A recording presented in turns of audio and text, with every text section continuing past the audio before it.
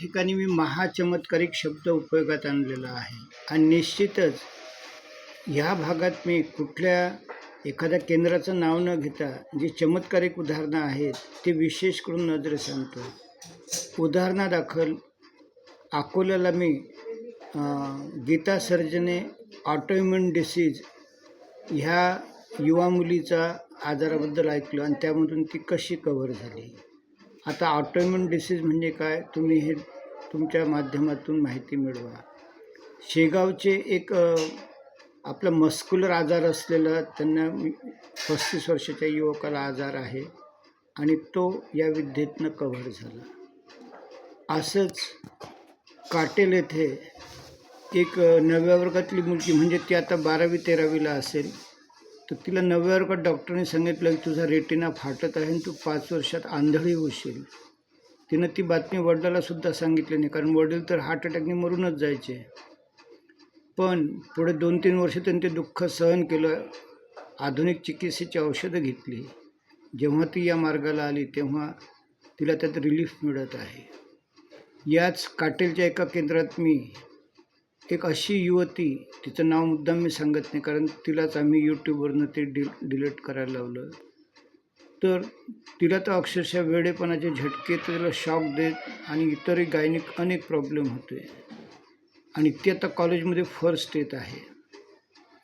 तर ही अकोल्याच्या एक रेड क्रॉस सोसायटी आणि डॉक्टर गोपाल शास्त्री साहेबांनी 1998 साली प्रयोग केले होते आणि त्यावेळेस एड्स जो आहे, एड्स हा अत्यंत दुर्धर आणि कव्हर न होणारा आजार आजही समजला जातो.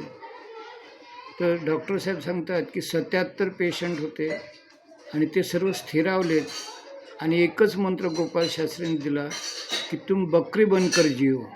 म्हणजे बकऱ्या जसं अनेक प्रकारचा सतत पाला खात राहतात तसं खात राहा, आणि खरोखर ते लोक कव्हर झाले. असंच B.V. चव्हाण साहेबांच्या आता 25 फेब्रुवारीच्या ठाणे शिबिरमध्ये एका व्यक्तीला त्यांनी त्याचे पाय मांड्यांपासून कापा इतका तो डायबिटीसचा सिव्हिअर पेशंट होता, गँग्रीनची लास्ट स्टेज, आणि B.V. चव्हाण साहेबांनी त्याला नैसर्गिक खाण्याचं हे केलं, त्याच्यात एनिमा वमन वगैरे, आणि तो आता पूर्ण कव्हर झाला. तर ही अशी महाचमत्कारिक उदाहरणं आहेत आणि म्हणून याला मी कुठलंही केंद्र स्थळ याचं नाव न देता तिथं उल्लेख केला आहे. अर्थात महाचमत्कारिकमध्ये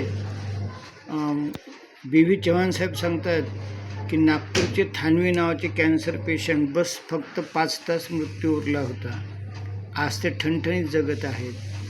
अशाच रीतीनं औरंगाबादची जयश्री घोरपडे मॅडमचं 3 आठवडे जीवन उरलं होतं, आज 6 वर्ष त्या चांगल्या जगत आहेत. औरंगाबादचेच माजी कार्यकारी अभियंता खिद्रेकर साहेब ब्लड कॅन्सरने आता 6 महिन्यात मरणार असं त्यांना वाटलं होतं, आज 2 वर्ष झाले ते ठणठणीत जगत आहेत. आणि म्हणून या ठिकाणी मी महाचमत्कारिक उदाहरणं, शेवटचं पुन्हा एक नजरेस आणतो. अमरावतीची एक मॅडम आणि तिचा नवरा आत्महत्या करणार होते. ते गायनिकच्या गोष्टीने इतकी परेशान होती आणि दिवसाला 5,000 रुपये खर्च आणि शरीर अनेक व्याधींनी आणि गायनिकने त्रस्त. आज ती 4 वर्ष झाले सुखी धडधाकट जगत आहे. आणि म्हणून या महाचमत्कारिकमध्ये मी ही स्पेसिफिक उदाहरणं ॲड केली.